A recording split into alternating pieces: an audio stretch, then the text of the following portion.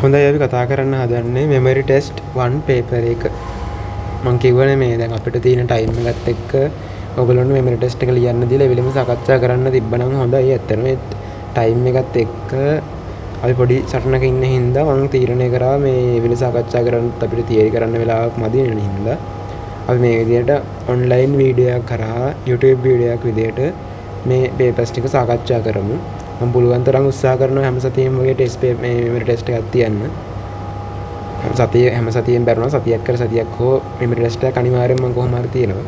ඒතර ඔයගොල්ලෝ දැනගන්න ඕන ඒ සතිවල කරන ටික ඒ සතියේ පාඩම් කරගෙන ඉවරලා දිගටම ටච් එකේ ඉන්න. දිගටම පාඩම් කරන් එන්න. මොකද හිර කරගන්න නම් එපා. හිර කරගත්තොත් ගොඩ ගහගත්තොත් ලොකු අමාරුවක වැටෙනවා ඔයගොල්ලෝ. මේ A level කියන එක ගොඩ දා ගන්න ඕන නම් මුලින් ඉඳන්ම වැඩ කරන්න ඕන. මුලින් ඉඳන්ම වැඩ කරොත් තමයි අන්තිම වෙද්දි ලේසි වෙන්නේ. මුලදී වැඩ නොකර ඉවරලා පිස්සු කරලා හිටියොත් එහෙම අවසානයේදී හරි අමාරු වෙනවා. ඒ හින්දා මුලින් ඉඳන්ම වැඩ කරන්න.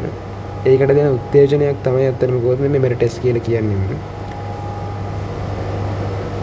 සහ ඔයගොල්ලන්ට කොහොමද මේ A level paper එකේදී තියරි කොටස් වලින් ප්‍රශ්න ඇහෙන්නේ කියන එක ගැන අවබෝධයක් ගන්නත් එක්ක තමයි මේක කරන්නේ.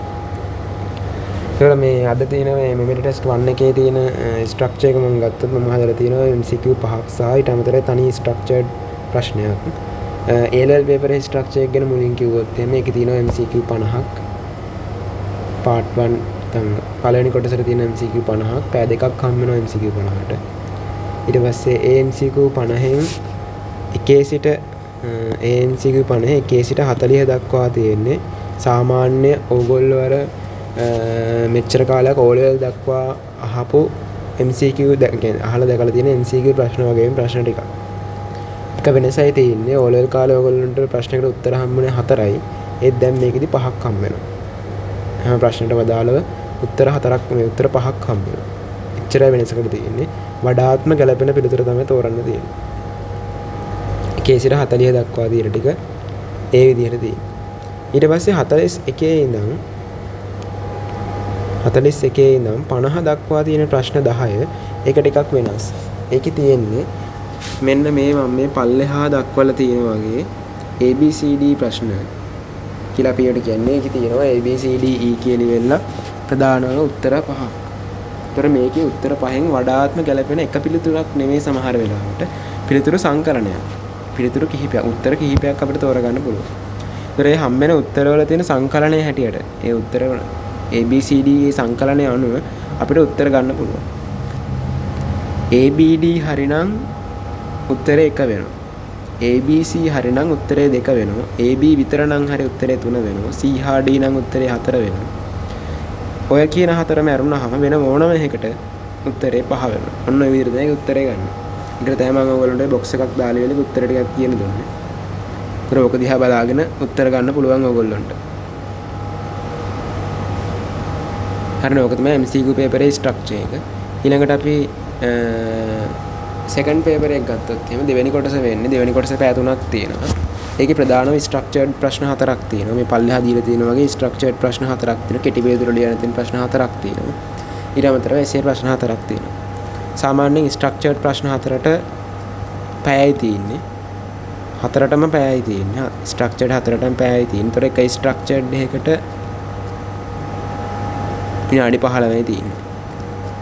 ඊට අමතරව එසේ ප්‍රශ්න 4ට අපිට පැය 2ක් ගන්න පුළුවන්. එතකොට එක එසේ එකකට විනාඩි 30ක් විතර හම්බ වෙනවා. මේ 15 මේ 30 කියන එක ෆික්ස් ඒව නෙමෙයි. ඒ කියන්නේ හරියටම මේ ස්ට්‍රක්චර්ඩ් 4 ලියලා ඉවරලා කරලා පැයක් ගියාට පස්සේ ස්ට්‍රක්චර්ඩ් 4 ගන්නවා කියලා එහෙම එකක් නැහැ. ඔයගොල්ලන්ට පැය 3ම හම්බ වෙනවා මුළු පේපර් එකම ලියන්න ෆුල් පේපර් එක ලියද්දි. ඒ වුණාට අපිට ඇත්තටම වෙන් කරන්න පුළුවන් කාලය තමයි ඕක. ස්ට්‍රක්චර්ඩ් ප්‍රශ්න විනාඩි 15 වෙන් කරන්න පුළුවන්. දෙකෙන් එකත කරන්න පුළුවන්. එසේ ප්‍රශ්න නම් පැය භාගයකට කරන්න. එහෙම නැති වුණොත් අපිට වෙලාව මදි වෙනවා මුළු පේපර් එක ලියා ගන්න. ඒතර මෙන්න මේ පැය 3ට මෙන්න මේ ප්‍රශ්න 8 ලියන එක ටිකක් අමාරුයි. අර MCQ 50 පැය දෙකකින් ලියන්න පුළුවන් වුණ හැටි. ඒකේ ප්‍රශ්නයක් වෙන්නේ නැහැ බය වෙන්න එපා. ඒත් මෙන්න මේක ටිකක් අමාරුයි. ඒ නිසා ඔයගොල්ලෝ දැම්ම ඉඳලා ටයිම් තියලා වෙලාවට ලියලා පුරුදු වෙන්න ඕන. ඒ නිසා තමයි මේ පේපර් දෙන්නේ. ඔයගොල්ලෝගේ වේගය හදා ගන්න ඕන. මොකද O level කාලේ වගේ හෙමින් ලියලිය එහෙම කරන්න අමාරුයි. පැය 3ක් ඇතුලේ මේ ස්ට්‍රක්චර් ප්‍රශ්න 4යි එසේ ප්‍රශ්න 4යි දෙන ටිකක් අමාරු වැඩ. ඒකට ඔයගොල්ලෝගේ ස්පීඩ් එක හොඳ ස්පීඩ් එකක් තියෙනවා. ඒ හින්දා ස්පීඩ් එක චුට්ට ගැන හිතන්න ඕන. ඒ ගැන හිතන්න ගැනදී අපි ටයිම් තියලා ලියලා පුරුදු වෙන්න ඕන, ප්‍රැක්ටිස් වෙන්න ඕන. ඒක ප්‍රැක්ටිස් වෙනකොට ටිකක් යද්දි කාලයත් එක්ක ඉබේම හරියනවා. ඒ නිසාම තමයි මම ටිකක් අර සමහර වෙලාවට නෝට් එක උනත් වේගෙන් ලියවන්න හදන්නේ. ඕගොල්ලෝගේ ස්පීඩ් එක පන්ති ඇතුළතදීම හදවන්න ඕන හින්දා. වෙනම ප්‍රැක්ටිස් නොකරත් ඉබේම ඕගොල්ලෝගේ වේගය හදා ගන්න. හරි එහෙනම් අපි යන් මේ අද ප්‍රශ්න ටිකට. ඔය ඇතිනේ මේ ස්ට්‍රක්චර් එක ගැන කිව්වා මුළු පේපරේම. ඒතර මේ තියෙන්නේ පළවෙනි MCQ එක ගත්තොත් එහෙම පළවෙනි කියන්නේ ප්ලාස්මා පටලයේ තරලමය බවට හේතු වන්නේ කුමක්ද කියලා. ඒක අපි දන්න ප්ලාස්මා පටලයේ ප්‍රධානම සංඝටක දෙකක් තියෙනවා. ඒවා තමයි ෆොස්ෆොලිපිඩ සහ ප්‍රෝටීන. ෆොස්ෆොලිපිඩ හා ප්‍රෝටීන. රෝකෙන් තරලමය බව පවත්වා ගන්න හේතු වෙන්නේ ෆොස්ෆොලිපිඩ.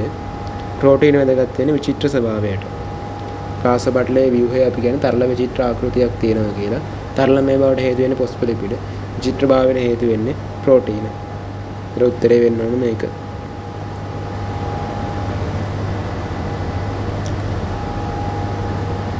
හරිනේ ඒක. ඊළඟ සමහර නියුක්ලියෝටයිඩ් ඒතර නියුක්ලියෝටයිඩ් එකක් ගත්තාම නියුක්ලියෝටයිඩ් එක ප්‍රධාන කොටස් තුනක් තියෙනවා. පෙන්ටෝස් සීනික ආණ්ඩයක් තියෙනවා. මේක තමයි මේ පෙන්ටෝස් සීනික ආණ්ඩය.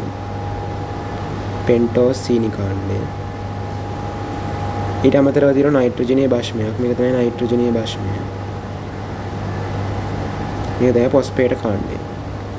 නයිට්‍රජනීය භස්මය සහ ෆොස්ෆේට් කාණ්ඩය. පළවෙනි කියන්නේ හෙක්සෝස සීනිදරයි කියන්නේ. හෙක්සෝස කියන්නේ කාබන් 6 මොනොසැකරයිඩ් එකක්. හැබැයි මෙතන තියෙන්නේ පෙන්ටෝස් කියලා කියන්නේ කාබන් 5 මොනොසැකරයිඩ්. ඒතර හෙක්සෝස සීනිදරයි කියන එක වැරදි. කාබන් එක සහසාධක ලෙස ක්‍රියා කරයි කියනවා. ඒ කතාව හරි. හේතුව තමයි ඔය නියුක්ලික් අම්ල සාධන්න දායක වෙන්නේ නැති නියුක්ලියෝටයිඩ් වර්ග කිහිපයක් තියෙනවා. නියුක්ලික් අම්ල හදන්න දායක වෙන්නේ නැති හැබැයි නියුක්ලියෝටයිඩ් වර්ග කිහිපයක් තියෙනවා. ATP, NAD+, NADP+ සහ FAD කියලා. FAD. ඕකෙන් FAD කියන්නේ එන්සයිම් සහසාධකයක් විදිහට ක්‍රියා කරනවා. NADP+, NAD+ ඔය තුනම ගත්තාම සහසාධක ලෙස ක්‍රියා කරනවා. ඒක හරි. ඊළඟ එන්සයිම ලෙස ක්‍රියා කරයි කියලාගෙන ඒ කතාව වැරදි. එන්සයිම ලෙස නෙමෙයි මෙයාලා ක්‍රියා කරන්නේ. එන්සයිම සහ සාධක විදියට. එන්සයිම සහ සාධක විදියට තමයි ක්‍රියා කරන්නේ. එන්සයිම විදියට නෙමෙයි. ඊළඟ ඔක්සිජන් වාහක ලෙස ක්‍රියා කරයි කියලා කියනවා නෑ. ඔක්සිජන් වාහක නෙමෙයි මේගොල්ලෝ ඉලෙක්ට්‍රෝන වාහක ලෙස ක්‍රියා කරනවා. ඉලෙක්ට්‍රෝන වාහක ලෙස තමයි ක්‍රියා කරන්නේ. ඊළඟ ආහාර සංචිත ලෙස ක්‍රියා කරයි කියලා කියනවා නෑ. මේගොල්ලෝ ආහාර සංචිත ලෙස ක්‍රියා කරන්නේ නෑ. ඒක වැරදි. උත්තරේ වෙන්න ඕන 2. ඊළඟට තුන්වෙනි ප්‍රශ්නය අහන්න ඇමයිනෝ අම්ල පිළිබඳ වැරදි ප්‍රකාශය තෝරන්න කියලා කියනවා. මතක තියාගන්න MCQ කරද්දි මෙන්න මේ වගේ MCQ ප්‍රශ්න අහනවා නම් වැරදි ප්‍රකාශය සාවද්‍ය වන්නේ ඊළඟට අසත්‍ය ප්‍රකාශය වන්නේ ඔය වගේ ඒවා රවුම් කරගන්න. මොකද නැත්තම් ඔකේ මේ උත්තර කියද්දි ස්ටෙම්ස් කිය පල්ලෙහාට යනකොට සමහරවිට අපි ටිකකින් අමතක කරනවා අහලා තියෙන අසත්‍ය එක. ඉතින් මොකද්ද අහලා තියෙන්නේ කියලා. ඊට පස්සේ වෙන අහලා තියෙන ප්‍රශ්නට නෙමෙයි ඔයගොල්ලෝ උත්තර ගන්න වෙන වෙනකට. එහෙනම් මතක තියාගන්න අනිවාර්යෙන් මේ වැඩේ කරන්න. මේක දැම්ම ඉඳන් කරන්න පටන් ගත්තොත් මේක ඔයගොල්ලෝ දිගටම පුරුද්දක් වෙනවා. ඒක පුරුද්දක් වෙනවා කියන්නේ හරිය ලේසි. දරෝගොල්ලෝ ඒ ලෙවල් එක පිරුණා ඉබේම වැරදි කියන එක හැම රවුම් වෙනවා. ඒතර පේනොනේ පැහැදිලි. ඊට සෑම මෑනෝ ආම්ලයකටම ආර් කාණ්ඩයක් ඇත කියලා කියනවා. ඒක තමයි හරි. ඇමයිනෝ අම්ලයක් ගත්තාම ඇමයිනෝ අම්ලයක ව්‍යුහය වෙන්නේ මේ වගේ මධ්‍ය කාබන් පරමාණුවක් තියෙනවා හයිඩ්‍රජන් පරමාණුවක් තියෙනවා ඇමයිනෝ කාණ්ඩයක් තියෙනවා ඊළඟට කාබොක්සිලික් කාණ්ඩයක් තියෙනවා ඊළඟට ආර් කාණ්ඩයක් තියෙනවා ඇල්කිල් කාණ්ඩයක් තියෙනවා හරි හැම ඇමයිනෝ අම්ලයකටම ආර් කාණ්ඩයක් තියෙනවා ඕකේ මෙන්න මේ කෑලි 3 හයිඩ්‍රජන් කාණ්ඩය සහ හයිඩ්‍රජන් පරමාණුව ඇමයිනෝ කාණ්ඩය ඊට අමතරව කාබොක්සිලික් කාණ්ඩය ගත්තාම ওই කාණ්ඩ තුන ඕනම ඇමයිනෝ ආම්ලයකට පොදු කාණ්ඩ තුන. මෙන්න මේ R කාණ්ඩය කියන එක තමයි විචල්්‍ය කාණ්ඩය කියලා අපි කියන්නේ. කියන්නේ මේ R කාණ්ඩය ඇමයිනෝ ආම්ලයෙන් ඇමයිනෝ ආම්ලයට වෙනස් වෙනවා. ඔය R කාණ්ඩයේ වෙනස් වීම අනුව තමයි අපි කියන්නේ ඇමයිනෝ ආම්ල 20ක් තියෙනවා කියලා. R කාණ්ඩයේ වෙනස් වීම අනුව තමයි අපි කියන්නේ ඇමයිනෝ ආම්ල 20ක් තියෙනවා කියලා. ඊට සෑම ඇමයිනෝ ආම්ලයකම කාබන් පරමාණු වටා එකිනෙකට වෙනස් කාණ්ඩ 4ක් දක්නට ඇත කියලා කියනවා. ඒ කතාව වැරදි. සෑම ඇමයිනෝ ආම්ලයකම කාබන් පරමාණු වටා එකිනෙකට වෙනස් කාණ්ඩ 4ක් දකින්න හම්බෙන්නේ නැහැ. හේතුව තමයි මම කියවනේ මෙන්න මේ R කාණ්ඩය වෙනස් වෙනවා කියලා. R කාණ්ඩය වෙනස් වෙද්දී ඔය R කාණ්ඩයේ විදියට සමහරක් වෙලාවට තව ඇමයිනෝ කාණ්ඩයක් තියෙන්න පුළුවන්. තව කාබොක්සිලික් කාණ්ඩයක් තියෙන්න පුළුවන්. තව හයිඩ්‍රජන් කාණ්ඩයක් තියෙන්න පුළුවන්. හොඳම උදාහරණය තමයි අපි කියනවා සරලම ඇමයිනෝ ආම්ලය ග්ලයිසින් කියලා. ග්ලයිසින් කියලා හඳුන්වන සරලම ඇමයිනෝ ආම්ලය කියලා. සරලම ඇමයිනෝ ආම්ලය තියෙනවා ග්ලයිසින්. මේකේ ව්‍යුහය ගත්තොත් මේ කාබන් පරමාණු මධ්‍ය කාබන් පරමාණුවට හයිඩ්‍රජන් කාණ්ඩයක් තියෙනවා, ඇමෝනියා කාණ්ඩයක් තියෙනවා. ඇමයිනෝ කාණ්ඩයක් තියෙනවා. කාබොක්සිලික් කාණ්ඩයක් තියෙනවා. ඊට අමතරව R කාණ්ඩයේ විදිහට තියෙන්නේ තව හයිඩ්‍රජන් පරමාණු. මේ කාබන් පරමාණු වලට අතර එකිනෙකට වෙනස් කාණ්ඩ 4ක් සෑම විටම දක්නට ලැබේ කියන්න බෑ. සෑම ඇමයිනෝ ආම්ලයකම තියෙයි කියන්න බෑ. සමහර ඇමයිනෝ ආම්ල වල නැහැ.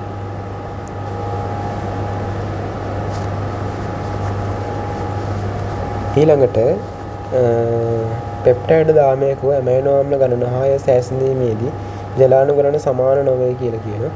ඒ කතාව හරි. සෑම විටම වගේ ජලාණුවක් අඩුවෙන් තමයි තියෙන්නේ. මොකද ඇමයිනෝ ආම්ල දෙකක් එකතු වෙලා එක පෙප්ටයිඩයක් හදලා ජලාණුවක් පිට වෙනවා. ඒකට අපි පෙප්ටයිඩ් දෙකට වඩා එක ජලාණුවක් අඩුයි. ජලාණු දෙකක් පිට වෙන්නේ නැහැ ඇමයිනෝ ආම්ල දෙකක් තිබ්බ කියලා. හරිනේ. එතන පෙප්ටයිඩ් බන්ධන මගින් ට්‍රයිපෙප්ටයිඩයක් සාදනය කියලා කියනවා.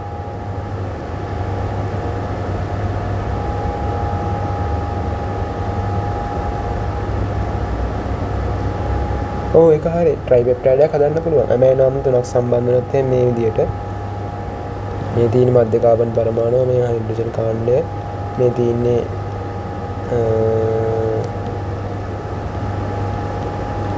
ඇමෝනියා ඇමයිනෝ කාණ්ඩය, මේ R කාණ්ඩය, මේ තියෙන්නේ කාබොක්සිලික් කාණ්ඩය. ඊට පස්සේ තව ඇමයිනෝ ආම්ලයක් ගමු අපි. මේ හයිඩ්‍රජන් කාණ්ඩය, මේ ඇමයිනෝ කාණ්ඩය. මේක ලොකුට පෙන්නන්න වෙනවා.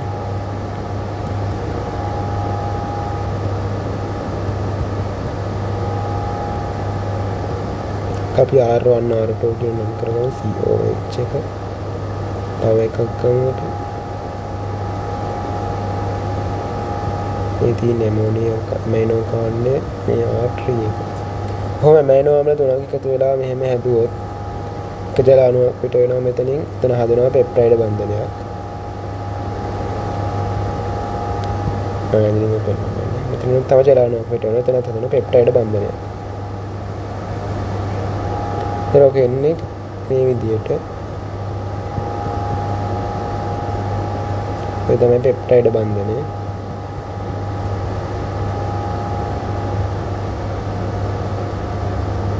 මේ තව පෙප්ටයිඩ් බන්ධනයක්.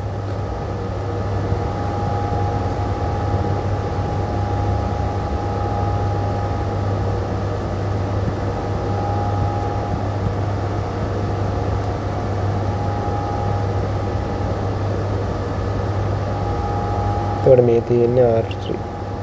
ඊට ඇමයිනෝ ආම්ල තුනක් සම්බන්ධ වෙලා ජලාණු දෙකක් පිට කරන යන පෙප්ටයිඩ් බන්ධන දෙකකින් හදලා තියෙන මේක මේකින් එකකට තමයි අපි කියන්නේ ට්‍රයිපෙප්ටයිඩයක් කියලා.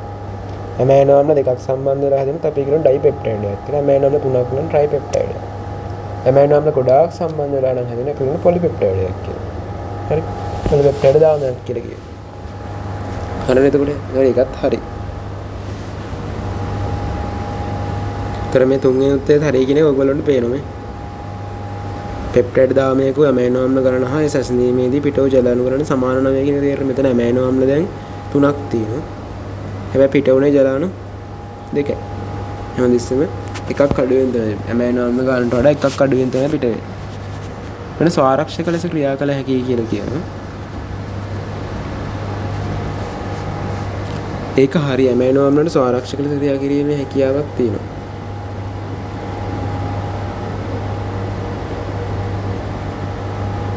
ඒකට හේතුව තමයි ඔය ඇමයිනෝ ආම්ලයක් කියලා කියන්නේ ආම්ලික සහ බාෂ්මික කියන ආකාර කෑලි දෙකම තියෙනවා. මේ කාබොක්සිලික් කාණ්ඩය ආම්ලිකයි. මේ ඇමයිනෝ කාණ්ඩය බාෂ්මිකයි. ආම්ලික කාණ්ඩයකයි බාෂ්මික කාණ්ඩයකයි දෙකම එකම අණුවේ තියෙන අපි ඒකට කියන උභයගුණී අණුවක් කියලා. මෙන්න මේ වගේ උභයගුණී අණු වලට පුළුවන් ස්වාරක්ෂකයක් විදිහට ක්‍රියා කරන්න. යාට ස්වාරක්ෂක හැකියාවක් තියෙන එක හරි.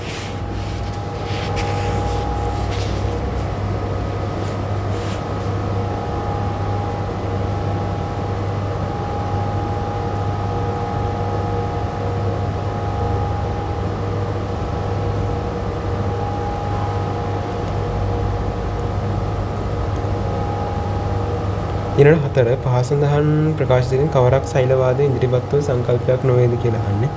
ඒතර සෛලවාදය ගත්තාම සෛලවාදය ඉදිරිපත් කරන මතියස් ලයිඩන්, තියඩෝ ෂ්වාන් සහ රඩොල්ෆ් වර්චෝව් කියන දෙන්නා. මේ තුන් දෙනා. මතියස් ලයිඩන්, තියඩෝ ෂ්වාන් සහ රඩොල්ෆ් වර්චෝව්.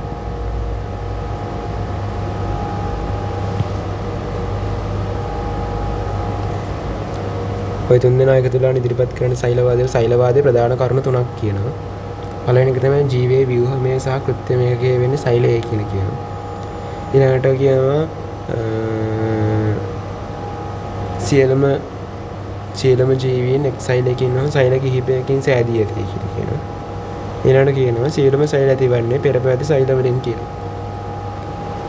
ඔය තුනනේ ප්‍රධාන. පෙන් අහන්නතර පහත ප්‍රකාශයෙන් කවරක් සෛලවාදයෙන් ඉදිරිපත් වූ සංකල්පයක් නොවේද මේ? නොවේද අහන්නේ. ඒ ජීවයේ ව්‍යුහමය හා කෘත්‍යමය සෛලයයි කෙනෙක් කිව්වන නිසා ව්‍යුහමය සෛලය බව හරි. ජීවයේ කෘත්‍යමය සෛලය බවත් උඩ හරි. සෛලයේ සියලුම ක්‍රියාවන් අෂ්ටය මගින් පාලනය වන බව එහෙම කතාවක් අපිට සෛලවාදයෙන් කියන්නේ. ඒක වැරදි. මොන සෛලයක් ඇතිවන්නේ පෙර පැවති සෛල වලින් බව කියනවා. එන සියලුම ජීවීන් සෛල එකක ඉන්නවා කීපකින් සෑදී ඇති බවත් ඒකත් සෛලවාදයේ එනක. හරිද? එතකොට පස්වෙනි එක ගත්තාම පස්වෙනි ඉම්සි කියන හයිඩ්‍රජන් බන්ධන පදනම් වී ඇත්තේ පහත කුමන ව්‍යුහයන් මතද කියලා. හයිඩ්‍රජන් බන්ධන පදනම් වී ඇත්තේ පහ සඳහන් කුමන ව්‍යුහයන් මතද කියන්නේ හයිඩ්‍රජන් බන්ධන දායක වෙන්නේ මොකක් හදන්නද කියලා නහන්නේ. ඊට පළවෙනි එක කියන්නේ DNA වල අනුපූරක භස්ම යුගලණය. හරිය DNA වල අනුපූරක භස්ම යුගලණය වෙන්නේ හයිඩ්‍රජන් බන්ධන මගින් තමයි. ඒක හරි.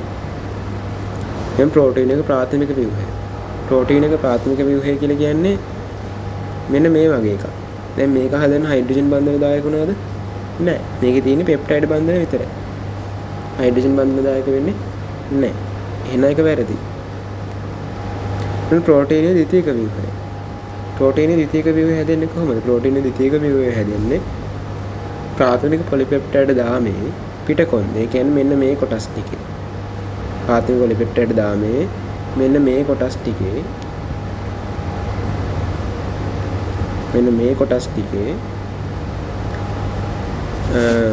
නයිට්‍රජන් සහ ඔක්සිජන් පරමාණු වලට සම්බන්ධ හයිඩ්‍රජන් පරමාණු අතර ඇති වෙනවා මොනවාද හයිඩ්‍රජන් බන්ධන. ඒ හයිඩ්‍රජන් බන්ධන නිසා මේවා දඟර ගැසීම හා නැවීම සිද්ධ වෙනවා. එහෙම තමයි ද්විතීයික ව්‍යුහය ඇති වෙන්නේ. ඒක හරි. RNA වල අනුපූරක භස්ම යුගලණය ඒකත් හරි. සාමාන්‍යයෙන් හැමතිස්සෙම RNA වල අනුපූරක භස්ම යුගලණයක් වෙන්නේ නැහැ. ඒත් සමහර වෙලාවට සමහර RNA වල අනුපූරක භස්ම යුගලණයක් වෙන්න පුළුවන්. උදාම උදාහරණය තමයි tRNA. tRNA. ඒ නිසා තමයි tRNA වලට මේ වගේ ක්ලෝවර් පත්‍ර ව්‍යුහයක් හම්බෙන්නේ.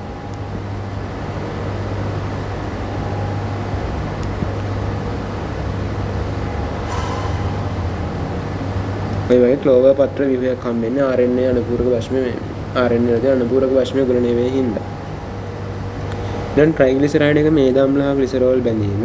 ට්‍රයිග්ලිසරයිඩ් එක මේද අම්ල හා ග්ලිසරෝල් හැදෙන්නේ කොහොමද? ඒකේ තියෙනවා ග්ලිසරෝල් අණුවක. මෙහෙම තමයි ග්ලිසරෝල් අණුව.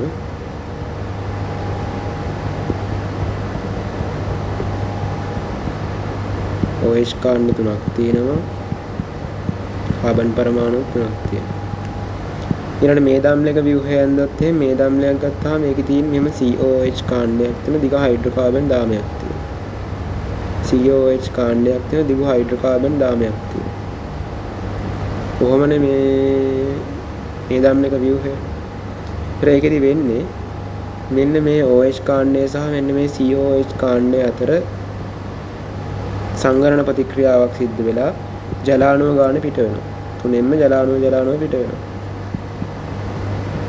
පිට වෙලා හදනවා එස්ටර බන්ධනයක්. මේ දෙක අතර එස්ටර බන්ධන හදනවා. එහෙම නැතුව හයිඩ්‍රජන් බන්ධන සෑදීමක් වෙන්නේ නැහැ. ඒ නිසා මේක වැරදි. ඒතර දැන් මෙතන උත්තරය ගණිතදි ගන්නෙ. මෙතන හරි උත්තරය වෙනවද? A හරි C හරි D හරි.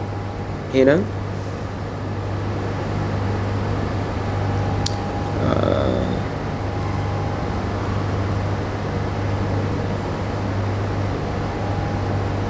සෝරි ඔතන මේ ඔයගොල්ලන්ට මේ දීලා තියෙන වකුගඩුවේ තියෙන මේක පොඩ්ඩක් වැරදි.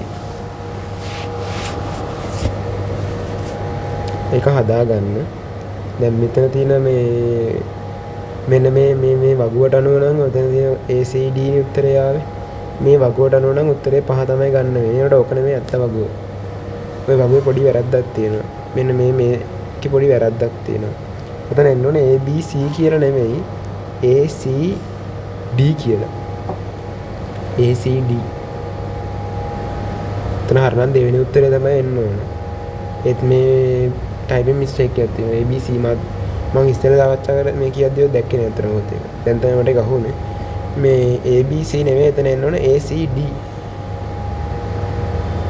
එතකොට මේකේ උත්තරේ වෙන්නේ 2. මේකට අනුව ගත්තාම උත්තරේ 2 වෙනවා.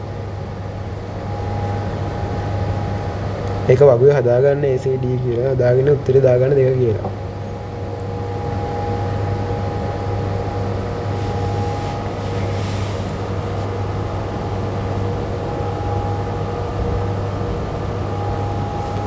ඊළඟට අපි යන් ස්ට්‍රක්චර්ඩ් ප්‍රශ්නේ බලන්න. ඒකේ පළවෙනි එක කියන්නේ ජීවීන් අතර පුළුල් විවිධත්වයක් වෙන නිර්ණායක සඳහන් කරන්න කියලා. ඒකට ප්‍රධාන නිර්ණායක 4ක් තියෙනවා. ජීවීන්ගේ තරම, හැඩය,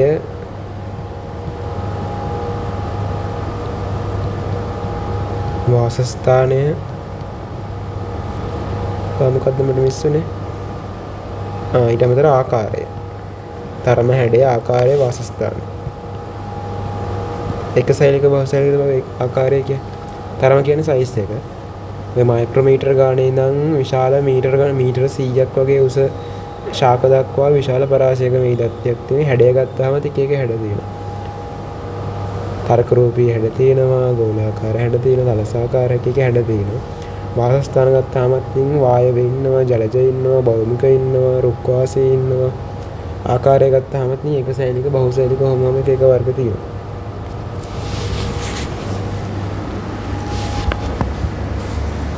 ජීවීන් අතර දක්නට ලාක්ෂණික ලක්ෂණ සඳහන් කරන්නේ ප්‍රධාන ලාක්ෂණික ලක්ෂණ වර්ග 7ක් තියෙනවා. ක්‍රමාත්මක හා සංවිධානය, පරිවෘත්තීය, වර්ධනය හා විකසනය, අනුවර්තනය, ප්‍රජනනය, ආවේනීය හා පරිණාමය, උද්දීපිතාවය හා සමායෝජනය. ඒතර මෙතන මේ නිර්ණායක 4 ලියනකොට පොයින්ට් 4ක් හම්බ වෙනවා.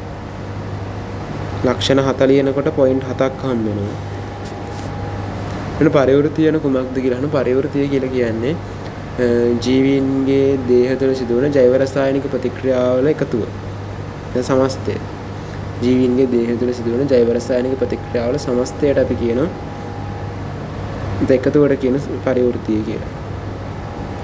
එන ජෛව රසායනික ක්‍රියාවලීන්ගේ සමස්තය ප්‍රධාන ආකාර දෙකක් කියලා කියන පරිවෘත්තිය ප්‍රධාන ආකාර දෙකක් තියෙයි කියලා කියනවා. ඒව නම් කරන්න කියලා කියන පරිවෘත්තීය ප්‍රධාන ආකාර දෙකයි. ඒව තමයි සංවෘත්තීය සහ අපවෘත්තීය. සංවෘත්තීය හා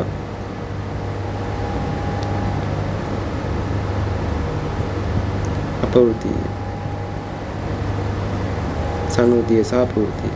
ඒතර මෙතෙන්ට පොයින්ට් දෙකක් හම්බ වෙනවා දෙක ලියනකොට. මෙතන ඩිෆිනිෂන් එක ලියනකොට පරිවෘත්තීය යන කුමක්ද කියන එකේ එක පොයින්ට් එකක් හම්බ වෙනවා. දැන් ප්‍රෝටීන සංශ්ලේෂණයේ එක්තරා ජෛව රසායනික ක්‍රියාවලිය ඈත් වන්නේ කවර වර්ගයකටද? ඒ කියන්නේ මේ උඩ කිව්වගෙන් සංවෘතියටද අපවෘතියද කියලා අහන්නේ. මේ සංවෘතිය කියලා කියන්නේ සාමාන්‍යයෙන් ශක්තිය අවශෝෂණය කරමින්, ශක්තිය ලබාගෙන ශක්තිය අවශෝෂණය කරමින් සරල අණු වලින් සංකීර්ණ අණු හදනවා. සරල අණු වලින් සංකීර්ණ අණු සංශ්ලේෂණය කරනකොට කියන්නේ සංවෘතිය කියලා. අපවෘතිය කියලා කියන්නේ සාමාන්‍යයෙන් ශක්තිය නිදහස් කරමින් සංකීර්ණ අණු සරල අණු බවට බිඳ හැලීම.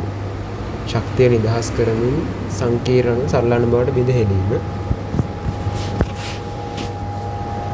එතකොට මෙතෙන්ට එන්න ඕන සංවෘතිය කියලා. මොකද ප්‍රෝටීන සංශ්ලේෂණය කියන්නේ දෙයක් හදනවනේ. සංවෘතිය. දැන් මෙතෙන්ටත් එක පොයින්ට් එකක් තියෙනවා. ඉන්න පාසඳහන අර්ථකථනයන්ට ගැලපෙන නිවැරදි වචනය සඳහන් කරන්න කියලා කියනවා. මේකේ ඩිෆිනිෂන් එක දීලා තියෙනවා ගැලපෙන එක ලියන්න තියෙනවා. පළවෙනි කියන්නේ අප්‍රතිවර්ත ලෙස වියලි ස්කන්ධයේ වැඩිවීම කියලා. ජීවීන්ගේ දේහය තුළ වියලි ස්කන්ධයේ අප්‍රතිවර්තී වැඩිවීමට අපි කියනවා වර්ධනය කියලා. වර්ධනය. ඊළඟ කියන්නේ ජීවිත කාලය තුළ සියලු අප්‍රතිවර්තී වෙනස් වීම තුළ සිදුවන වෙන්න නැතන. පොඩි වචනයක් අඩුයි. ජීවිත කාලය තුළ සිදුවන සියලු අප්‍රතිවර්තී වෙනස් වීම වලට අපි කියන විකසනය කියලා. එන්න බාහිර හා අභ්‍යන්තර පරිසර වලින් පැමිණෙන උත්තේජන ප්‍රතිචාර දක්වීමේ හැකියාව. අපි ඒකට කියනවා උද්දීප්‍යතාවය කියලා. උද්දීප්‍යතාවය. එන විශේෂික අඛණ්ඩ පැවැත්ම තහවුරු කිරීම නවජනිතයන් බිහි කිරීමේ හැකියාවට අපි කියන ප්‍රජනනය කියලා. ඔය මේ තැන් දෙකේම මෙන්න මේ හැකියාවන් කියන දෙක වැදගත්. හැකියාව නැත්තම් ලකුණු නැහැ. එන ජෛව සංවිධාන දූරාවලි මට්ටම අණුපිළිවෙලින් ලියන්න කියලා කියනවා. ජෛව සංවිධාන දූරාවලි මට්ටම අණුපිළිවෙලින් ගත්තට පස්සේ ඔක පටන් ගන්න අණු ඊට පස්සේ ඉන්ද්‍රිකා සෛල අණු ටිකක් එකතුලා ඉන්ද්‍රිකාවක් හැදෙනවා. ඉන්ද්‍රිකා ටිකක් එකතුලා සෛලයක් හැදෙනවා. සෛල ටිකක් එකතුලා හැදෙනවා පටකයක්. පටක ටිකක් එකතුලා හැදෙනවා අවයවයක්. අවයව ටිකක් එකතුලා හැදෙනවා පද්ධතියක්. පද්ධති ටිකක් එකතුලා හැදෙනවා ජීවියෙක්. එහෙනම් අපි නේ ඒකයික කියලා. ජීවීන් ටිකක් එකතුලා හදන ගහණයක්. ගහන කිහිපයක් එකතුලා හදන ප්‍රජාවක්. ප්‍රජා කිහිපයක් එකතුලා හදන පරිසර පද්ධතියක්. පරිසර පද්ධතියක්. පරිසර පද්ධති කිහිපයක් එකතුලා හදන ජෛව ගෝලයක්. තමයි ජෛව සංවිධාන දූරාවන පිළිවෙල. ඒ සම්පූර්ණ ගලීන්තරණ එකක්වත් වරද්දා නැතුව හරියට ලිව්වොත් එහෙම එක පොයින්ට් එකක් හම්බ වෙනවා. මේ උඩ කිව්ව මෙන්න මේ හතරටත් තා පොයින්ට් හතරක් හම්බ වෙනවා. ඊළඟ ජලාණුවක රසායනික ව්‍යුහය විදහා දක්වන රූපයක් අඳින්න කියලා කියන ජලාණුවේ ව්‍යුහය අඳින්න කිව්වහම ජලාණුව අඳින්න ඕන මෙහෙමයි. ඔක්සිජන් පරමාණුවක් තියෙනවා, හයිඩ්‍රජන් පරමාණු දෙකක් තියෙනවා. මේක බන්ධන වලින් බැඳලා තියෙන්නේ. මේ දෙක අතර බන්ධන කෝණය ලකුණු කරන්න ඕනේ 104.5 අංශක. හයිඩ්‍රජන්ට දෙන කුඩා ධනාරෝපණයක්, ඔක්සිජන්ට දෙන කුඩා ඍණාරෝපණ දෙකක්. ඒතර ගානට මේ ඔක්සිජන් සහ හයිඩ්‍රජන් කියන සැකිල්ල බන්ධන දාලි වල සැකිල්ල අඳිනවට එක පොයින්ට් එකක් හම්බ වෙනවා. බන්ධන කෝණය නම් කරනකොට තව පොයින්ට් එකක් හම්බ වෙනවා. ඊළඟට delta plus delta minus mark කරනකොට තව පොයින්ට් එකක් හම්බ වෙනවා. ඉතින් ඔක්කොම දෙන්න පොයින්ට් 3ක් හම්බ වෙනවා.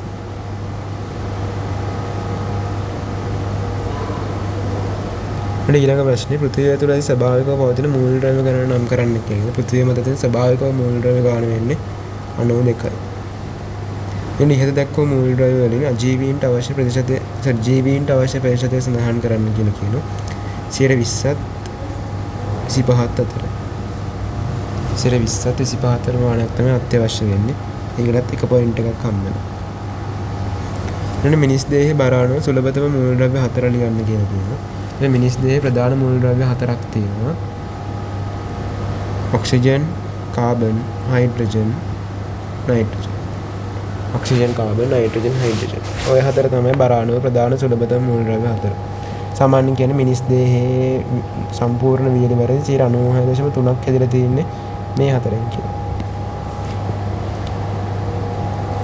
ඊළඟට කියන ජලය ජීවීන්ට අත්‍යවශ්‍ය කාබනික සංයෝගයක් වන්නේ කියලා. ඊට කලින් කියව දෙයකට අතර මේකට එක පොයින්ට් එකක් හම්බ වෙනවා. අපි බලමු මේ මොන පිටුවෙන් පොයින්ට් ගන්න. මෙතන 4යි, මෙතන 4යි, මේ 7යි 11යි, මෙතන 1යි 12යි, 12යි 2යි 13යි 14යි, 1යි 15යි, 4යි 19යි, 20යි, 23යි, 24යි, 25යි, 26යි. ඔක්කොම ගන්න වෙනවා එතකොට පිටුවට දාලා 26ක්.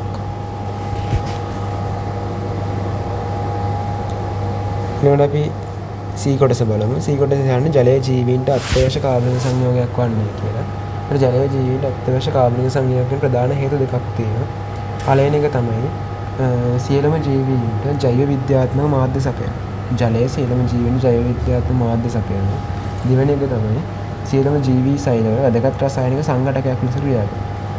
සියලුම ජීවී සෛලවල වැදගත් රසායනික සංඝටකයක් ලෙස ක්‍රියා කරනවා. ඊළඟ පෘථිවියේ ජීවය පවත්වා ගැනීමට දායක වන ජලය සතු ගුණාංග හතරක් ලියන්න කියන ජලයේ ගුණාංග හතර අහන්නේ ජලයේ ගුණ හතර. ඊට පළවෙනි එක තමයි සංශක්ති හැසිරීම. දෙවෙනි එක තමයි උෂ්ණත්වය මධ්‍යස්ථ කරගත ඇති හැකියාව. තුන්වෙනි එක තමයි හිමායනයේ සිදුවන ප්‍රසාරණය. හතරවෙනි එක තමයි ද්‍රාවකයක් ලෙස සාර නිපුණත්වය. මොනවාද පළවෙනි එක සංශක්ති හැසිරීම, දෙවෙනි එක උෂ්ණත්වය මධ්‍යස්ථ කරගත ඇති හැකියාව, තුන්වෙනි එක ද්‍රාවකයක් ලෙස සාර නිපුණත්වය. හිමායනයෙන් සිදුවන ප්‍රසාරණය, හතරවෙනි එක ද්‍රාවකයක් ලෙස සාර නිපුණත්වය. හරිද? ඒතර මෙතෙන්ට පොයින්ට් දෙකක් හම්බ වෙනවා. මෙතෙන්ට පොයින්ට් හතරක් හම්බ වෙනවා. සෝරි මේ මෙතන මේ ජලයේ ජීවන අත්‍යවශ්‍ය කාබනික සංයෝගයක් වන්නේ කියලා අහලා තියෙනවනේ. එතන පොයින්ට් දෙකක් හම්බ වෙන එකයි හම්බ වෙන්නේ. භාගි ගානේ. එතන මේ කරුණු දෙකක් තියෙනවා. එහෙකට භාගි ගානේ දෙකටම එකක් හම්බ වෙනවා. හරි. ඊළඟ පාසඳහන් ජීවී කෘත්‍යයන්ට අදාළ තුන්වෙනි එක පාසඳහන් ජීවී කෘත්‍යයන් සඳහා අදාළ ජලයේ ගුණ සඳහන් කරන්න කියනවා. ඒක පළවෙනි එකේ කියන්නේ සනාල පටක තුලින් ඕකේ ABCD කියන එක කාපහු ටයිප් වෙලා තියෙනවා. ඒක වැරදිලා. මෙන්න මේ කැලේ ටික නැහැ. සනාල පටක තුලින් ගුරුත්වයට එරෙහිව ද්‍රව්‍ය පරිවහන. ඒතර සනාල පටක තුලින් ද්‍රව්‍ය පරිවහනයට දායක වෙන සංශක්ති හැසිරීම. දැන් එනවා සංශක්ති හැසිරීම.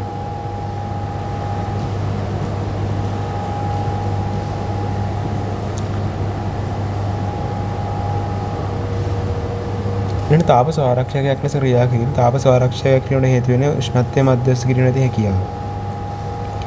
ඊළඟ ඉහළ පෘෂ්ඨිකාතතියක් පැවතීම. ඉහළ පෘෂ්ඨිකාතතියක් පැවතීමට හේතු වෙන්නේ ඒකට සංශක්ති හැසිරීම. දැන් ද්‍රව ප්‍රදේශවල ශීත කාලයේ නිරුපද්‍රිතව වාසය කළ හැකි වෙන ඒකට හේතු වෙන්නේ හිමායනයේ සිදුවන හිමායනයේ සිදුවන ප්‍රසාරණය. හිමායනයේ සිදුවන ප්‍රසාරණය. එතකොට මෙතන හතර හරියට ලියලා තියෙනවා නම් එහෙකට භාවි ගානේ හම් වෙන ලකුණු දෙකක්. එන සජීවී දේහය තුළ අඩංගු ප්‍රධාන කාබෝහයිඩ්‍රේට් කාණ්ඩ තුන නම් කරන්න කියලා කියනවා. ප්‍රධාන කාබෝහයිඩ්‍රේට් වර්ග තුනයි. මොනොසැකරයිඩ්, ඩයිසැකරයිඩ්, පොලිසැකරයිඩ්.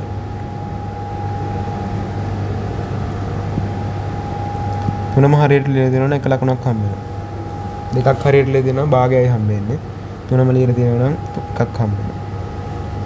එන කාබන් පරමාණු සංඛ්‍යාව වන මොනොසැකරයිඩ් වල පොදු නම් හා උදාහරණයක් ලියන්න කියලා කියනවා. එතකොට කාබන් මොනොසැකරයිඩ් වල තියෙන කාබන් පරමාණු සංඛ්‍යාව ප්‍රධාන වර්ග හතරක් තියෙනවා. ඒවා තමයි ට්‍රයෝස, ටෙට්‍රෝස, පෙන්ටෝස, ඊළඟට හෙක්සෝස. කාබන් 3 නම් ට්‍රයෝස, කාබන් 4 නම් ටෙට්‍රෝස, කාබන් 5 නම් පෙන්ටෝස, කාබන් 6 නම් හෙක්සෝස. අර උදාහරණයක් ලියන්න කියලා කියන්නේ. ට්‍රයෝස වලට උදාහරණය වෙන්නේ ග්ලිසරාල්ඩිහයිඩ්. glyceraldehyde. ටෙට්‍රෝස් උදාහරණය එරිත්‍රෝස්. පෙන්ටෝස් විදිහට තියෙනවා රයිබෝස්, ඩියොක්සිරයිබෝස්. ඊට පස්සේ තව රිබියුලෝස්. ඔය ඕන එකක් ගන්න පුළුවන්. හෙක්සෝස් විදිහට ග්ලූකෝස්. ඊට ෆ්‍රුක්ටෝස්, ගැලැක්ටෝස් ඔය ඕන එකක් ගන්න පුළුවන්. ඒතර මෙතෙන්ට මේ 1 2 3 4යි 1 2 3 4යි ඔය 8ට භාගි ගානේ ඔක්කොම ලකුණු 4ක් හම්බ වෙනවා. පොයින්ට් 4ක් හම්බ වෙනවා. එන ස්වභාවයේ විරලතම මොනසකරයිඩේ නම් කරන්න කියලා ස්වභාවයේ විරලතම මොනසකරයිඩේ වෙන්නේ මෙන්න මේක එරිත්‍රෝස්. එරිත්‍රෝස් තමයි ස්වභාවයේ විරලතම මොනසකරයිඩේ වෙන්නේ. දෙතෙන්ටත් එක පොයින්ට් එකක් හම්බ වෙනවා. ඒතර මේ පිටුවට ගත්තොත් එහෙම අන්තිමට 1යි 4යි 5යි මෙතන දෙකක් තියෙනවා. 5යි 2යි 7යි 1යි 8යි 8යි 1යි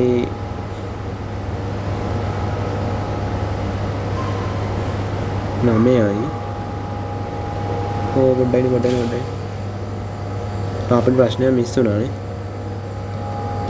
එන්න මෙතන ඉහත දැක්වූ කාබෝහයිඩ්‍රේට් වල සංඝටක මූලද්‍රව්‍ය නම් කරන්න කියලා කියනවා. ඉහත දැක්වූ කාබෝහයිඩ්‍රේට් සංඝටක මූලද්‍රව්‍ය කියලා කියන්නේ අහන්නේ කාබෝහයිඩ්‍රේට් වල සංඝටක මූලද්‍රව්‍ය නෙද? කාබෝහයිඩ්‍රේට් හැදලා තියෙන්නේ කාබන්, හයිඩ්‍රජන්, ඔක්සිජන් වලින්.